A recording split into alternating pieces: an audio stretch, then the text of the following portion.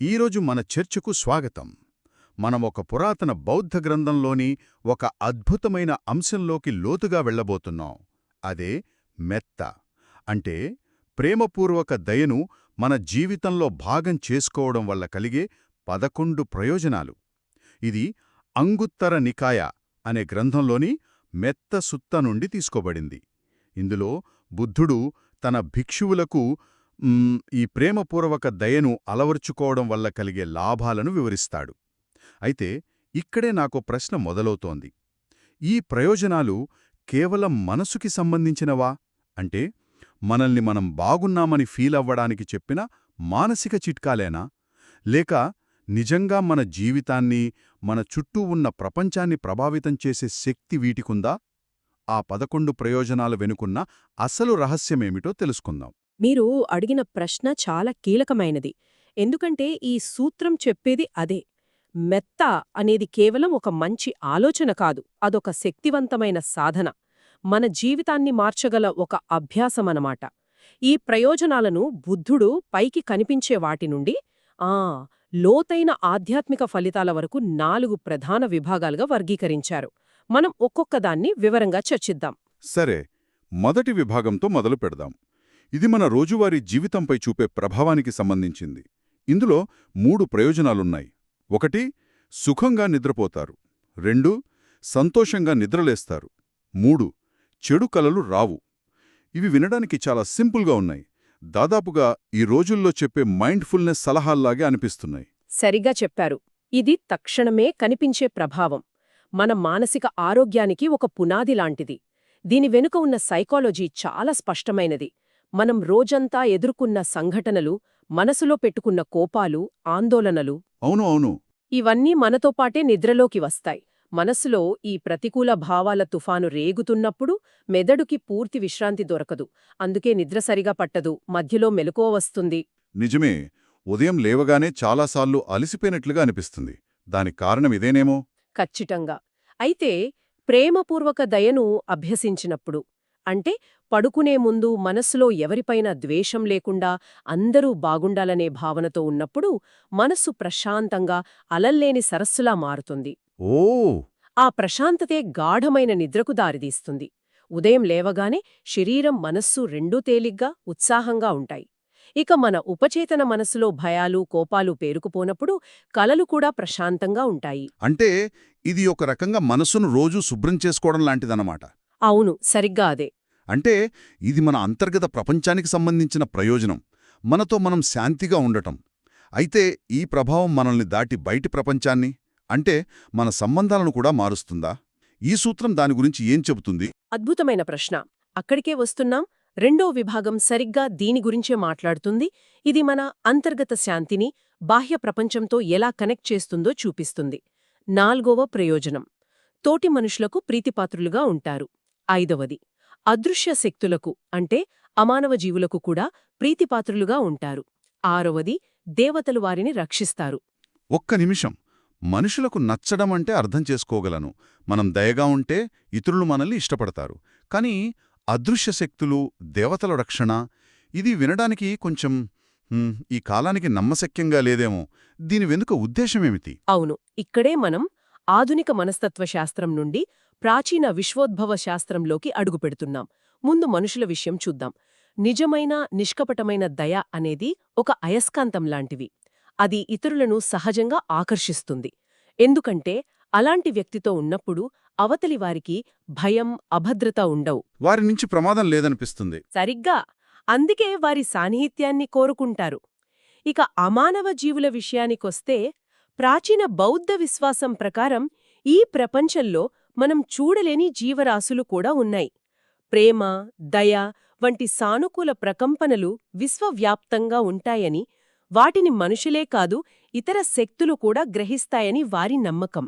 అంటే మనం పంపే వైబ్స్ లేదా ఎనర్జీ లాంటిదా? పాజిటివ్ ఎనర్జీ అందర్నీ ప్రభావితం చేస్తుందని చెప్పడమా? దాదాపుగా అంటే.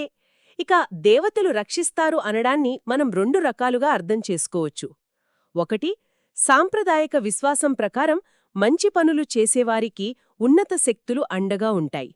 2వది, రూపకాలంకారంగా చూస్తే సద్భావనతో మంచి సంకల్పంతో ఉండే వ్యక్తికి పరిస్థితులు కూడా అనుకూలిస్తాయి. ఆ అంటే అనుకోని సహాయం అందడం లాంటిదా? అవును, వాళ్లు తమ చుట్టూ ఒక సానుకూల వాతావరణాన్ని సృష్టించుకుంటారు. అదే వారికి రక్షణ కవచంలా పనిచేస్తుంది. ఓకే, ఇది మరింత ఆసక్తికరంగా మారుతోంది. 3వ విభాగంలో ప్రయోజనాలు ఇంకా నాటకీయంగా ఉన్నాయి. 7వది అగ్ని, విషం, ఆయుధాలు వారికి హాని చేయవు. 8వది వారి మనసు త్వరగా ఏకాగ్రతను సాధిస్తుంది. 9వది వారి ముఖ వర్చస్సు ప్రశాంతంగా ఉంటుంది. ఇక్కడ మొదటిది అగ్ని, విషం, ఆయుధాలు హాని చేయకపోవడం. ఒక్క నిమిషం ఆగండి. అంటే ఇది అక్షరలా ఒక సూపర్ పవర్లా పనిచేస్తుందని నమ్మాలా? ప్రేమగా ఉంటే కత్తి మనల్ని గాయపరచదా? ఇది కొంచెం అతిశయోక్తిగా అనిపిస్తోంది. మీరు అడిగిన ప్రశ్న సరైనదే. ఈ రోజుల్లో ఎవరికైనా ఇలాగే అనిపిస్తుంది. సాంప్రదాయికంగా బౌద్ధ గ్రంథాల్లోని కథలను చూస్తే ఒక వ్యక్తి యొక్క సద్గుణం, వారి కర్మఫలం వారికి నిజమైన భౌతిక రక్షణ కల్పిస్తుందని నమ్ముతారు. అలాంటి అద్భుతాలు జరిగిన కథలు కూడా ఉన్నాయి.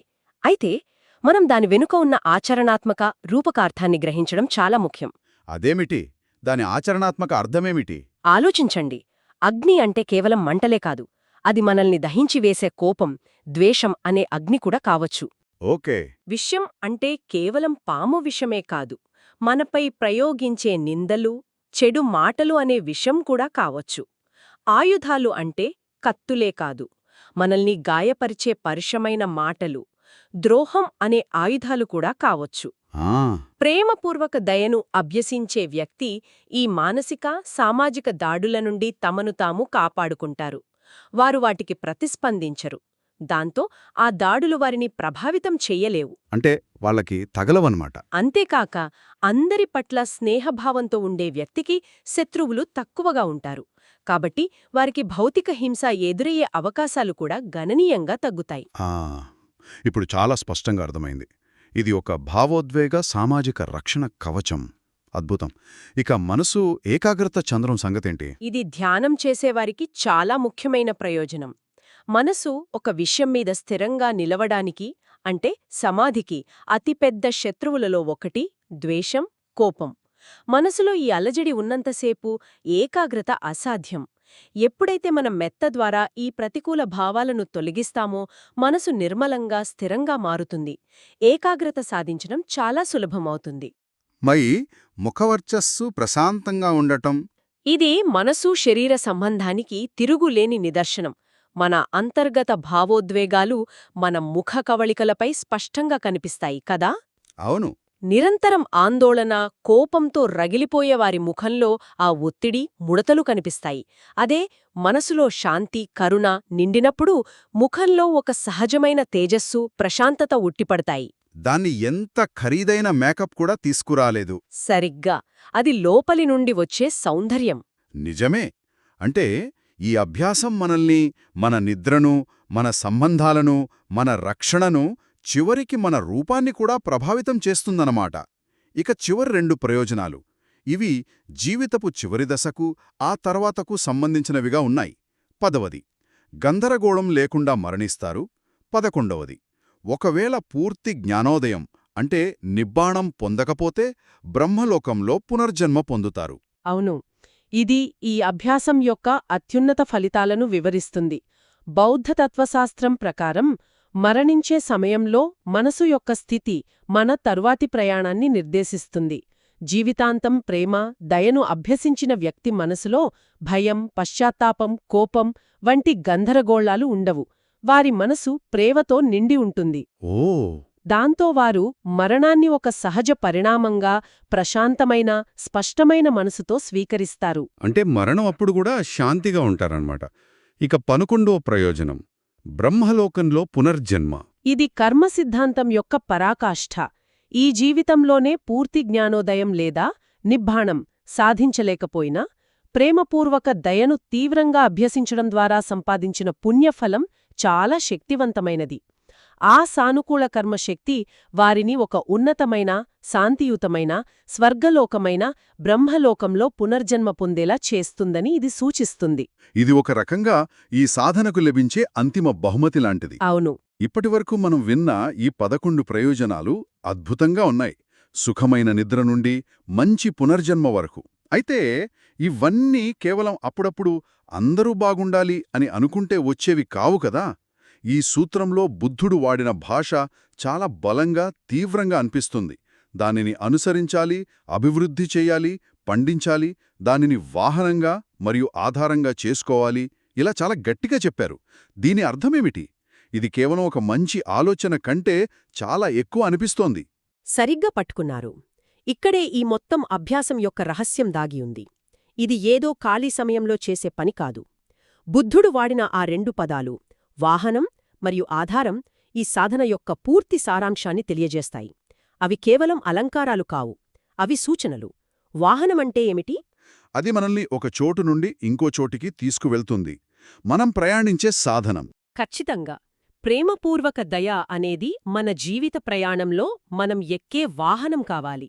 మనం ఎదుర్కొనే ప్రతి పరిస్థితిలోనూ, మనం కలిసే ప్రతి వ్యక్తితోనూ మనం ఆ మెత్త అనే వాహనం మీదనే ప్రయాణించాలి. ఏదైనా మాట్లాడే ముందు, ఏదైనా చేసే ముందు ఆ వాహనంలోంచే చేయాలి. అది మనల్ని నడిపించే ప్రాథమిక శక్తిగా మారాలి. అద్భుతం. మరి ఆధారము అంటే బేస్ క్యాంప్ లాంటిదా? అవును, ఒక రకంగా మన మానసిక నిలయం, మన హోమ్ బేస్. మన మనసు కోపం, భయం, ఆందోళన వంటి ఇతర ప్రదేశాలకు వెళ్ళొచ్చు, అది సహజం. కాని అది తిరిగి ఎక్కడికి రావాలి? దాని పునాది ఏమిటి? దయవద్దకు. అవును, ప్రేమ, దయ అనేవి మన మనసు యొక్క ప్రాథమిక నివాసం కావాలి.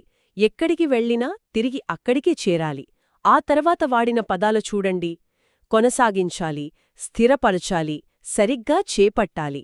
అంటే ఇది కేవలం అప్పుడప్పుడు వచ్చే ఒక మానసిక స్థితిగా కాదు, మన వ్యక్తిత్వంలో ఒక స్థిరమైన గుణంగా, మన స్వభావంలో అంతర్భాగంగా మారిపోవాలి.